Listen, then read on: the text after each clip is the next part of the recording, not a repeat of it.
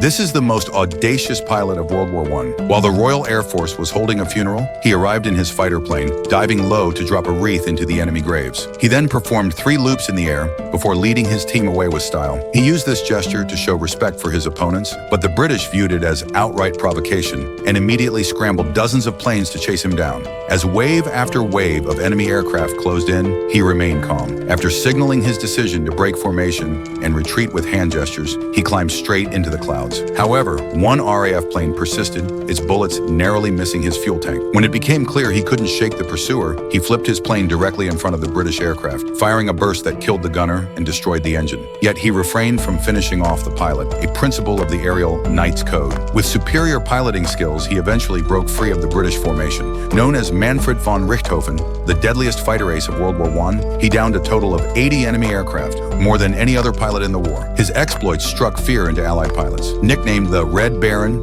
due to his Prussian noble heritage and his iconic red airplane, Richthofen had earned fame for such daring displays. However, attending an enemy funeral to pay respects angered his superiors. Yet since he had recently shot down a British plane, he avoided punishment. At this point, Richthofen already had 16 kills. But due to this reckless act, his commanding officer refused to grant him the prestigious Blue Max medal unless he destroyed an observation balloon, a task he dismissed as unchallenging. I have aeroplanes, sir, not objects that cannot move. You're not a hunter, Lieutenant, you are a soldier. And you will follow orders, especially when they come straight from General Wagner.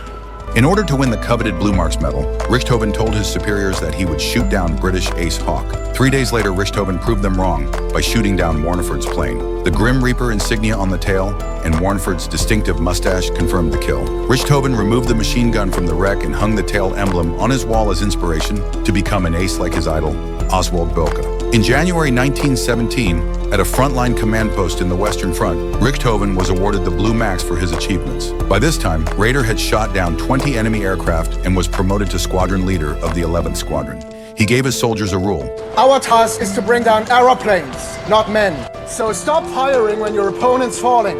He painted his fighter jet the blood red mark of his cavalry service. The red plane became a nightmare for all the Allies.